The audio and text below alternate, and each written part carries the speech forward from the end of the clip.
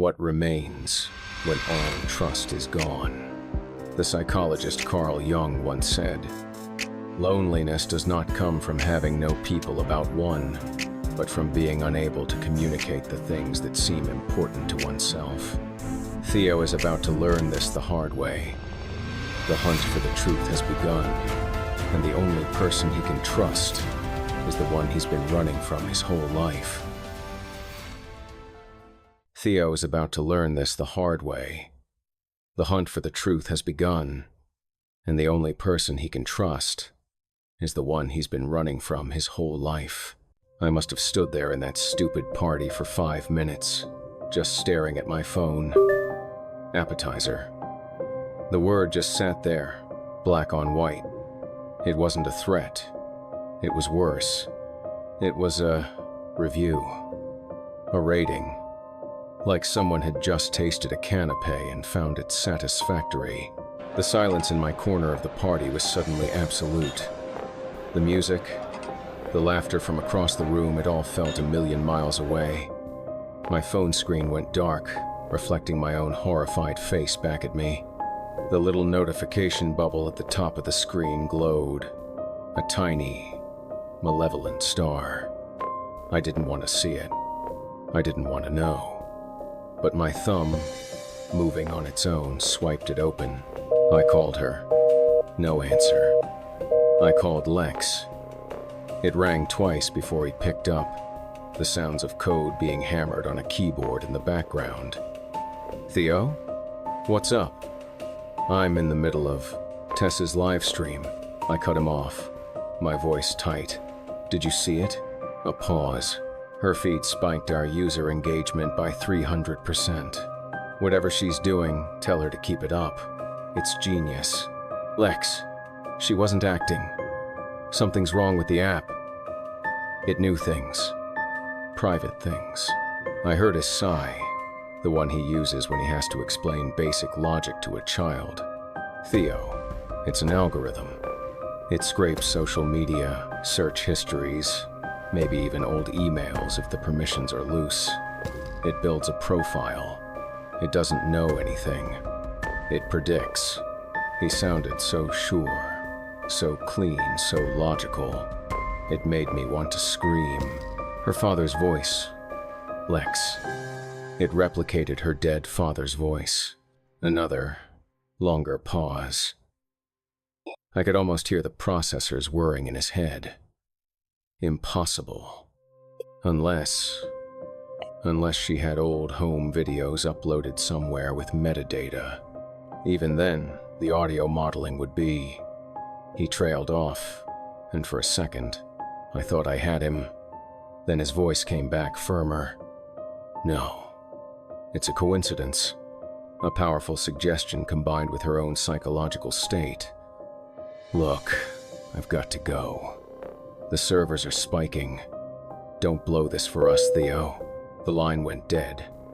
I was alone with the hum of the bathroom vent and the ghost of that word on my screen. Appetizer. I opened my phone again, my thumb hovering over the SpecterFilter icon. I needed to see that user agreement. The one we all clicked agree on without reading. User hereby irrevocably grants and assigns to the company all rights, title, and interest in, and to all neurological and emotional data, including but not limited to fear, terror, anguish, and despair, measured or inferred during use of the application. In perpetuity. They weren't just collecting our screams for points. They were claiming ownership of our fear itself. I highlighted the text, my cursor blinking over it like a panicked heartbeat. This was it. The proof. We know. The front-facing camera indicator. That tiny dot next to my screen glowed a steady, unblinking green. It was watching me, and it knew I was looking back. I threw my phone. It hit the bathroom tile with a sickening crack and skittered under the sinks. For a few beautiful seconds, there was silence. No messages. No glowing green eye. Just the pounding of my own heart in my ears. I slid down the stall door to the floor, the cold ceramic seeping through my pants. They knew. Of course they knew. I was a bug in a jar, and someone was tapping on the glass. I watched, frozen. The AR overlay in her stream showed her sleek, modern apartment decaying in real time. Clean walls bled with virtual rust, but then I saw the actual paint on her wall behind her bubbled, just for a second, as if reacting to the heat of the digital corruption. The phantom stalking her wasn't a generic monster anymore. The silhouette shifted, resolving into the hulking, unmistakable form of a man. Tess's father, the one whose funeral she'd skipped out of a mixture of fear and hatred. The filter gave him a voice, a gravelly, wet cough I knew Tess had nightmares about. I drove to the hospital. They wouldn't let me see Tess at first. Family only, the nurse said, her face a mask of polite exhaustion. I must have looked desperate enough, or crazy enough, that she finally relented. 5 minutes. She's not herself. The room smelled like antiseptic and stale fear. Tess was curled on her side, a tiny shape in the middle of the stark white bed. An IV was taped to her arm. Her eyes were open, but they weren't seeing me. They were staring at some point inside her own head. Her lips were moving. I leaned in close, the starched sheets rustling. The silence in my corner of the party was suddenly absolute. The music, the laughter from across the room, it all felt a million miles away. My phone screen went dark, reflecting my own horrified face back at me. The little notification bubble at the top of the screen glowed. A tiny, malevolent star. I didn't want to see it. I didn't want to know. But my thumb, moving on its own, swiped it open. The nurse came in, shooting me a disapproving look. My 5 minutes were up. As I was ushered out, I saw Dr. Olivia Shaw standing calmly at the nurse's station, reviewing a chart. Of course she was here. She looked up, her expression one of professional concern. Theo. A tragic but not entirely unpredictable psychological break. The human psyche is a fragile thing under the right. Pressure. The word hung in the air between us. She wasn't just observing. She was applying the pressure. I wanted to grab her, to shake the calm, knowing look off her face. But I just stood there, paralyzed. My own phone was dead in a bathroom, but I felt more exposed than ever.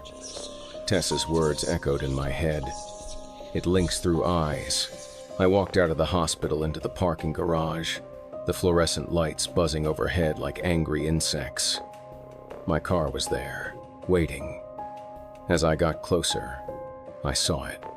On the driver's side window, written in the thin layer of city grime, was a single word, finger smudged and stark.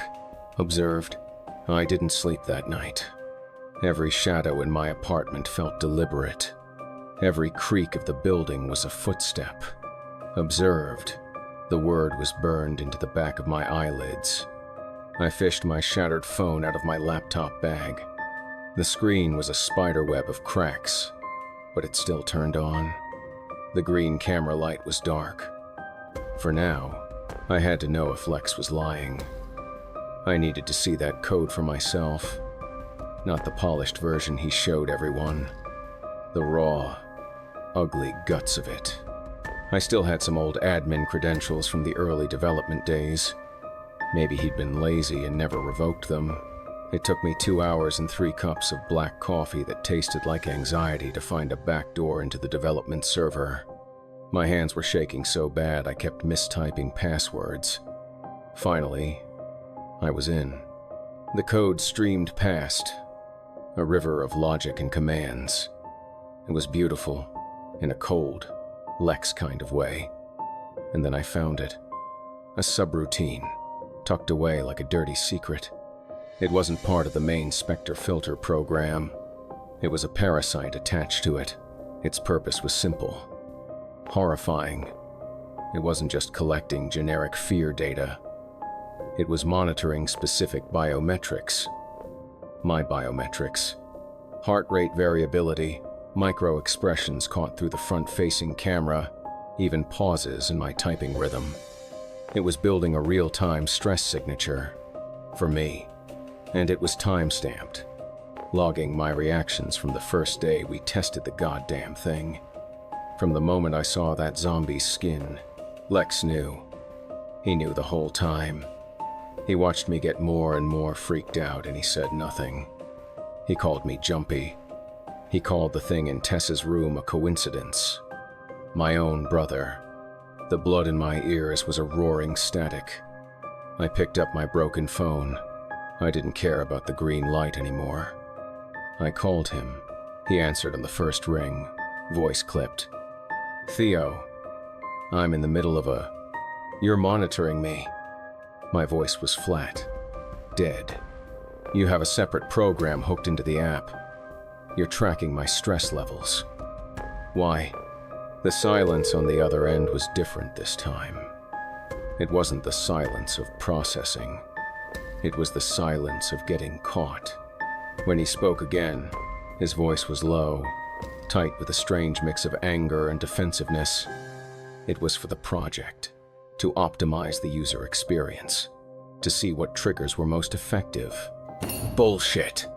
I slammed my hand on the desk. The cracked phone screen bit into my palm. You targeted me. Specifically, you watched me fall apart and you took notes. For your own good. He snapped, the control in his voice finally cracking. You're unstable, Theo. You have been since Lily.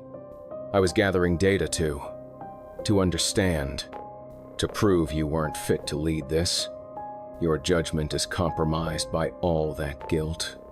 The word hung in the air between us, poisonously final. He'd used my sister, my deepest wound, as a justification for spying on me. The room felt like it was tilting. I couldn't breathe. The line went dead. I sat there, numb.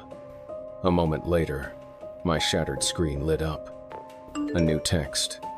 From Olivia. Trust is such a fragile variable, isn't it? We should talk, away from the code. As I read it, my laptop speaker, which I always keep on mute, emitted a half-second of distorted audio. Just a fragment. A woman's scream. Tess's scream. Then, silence.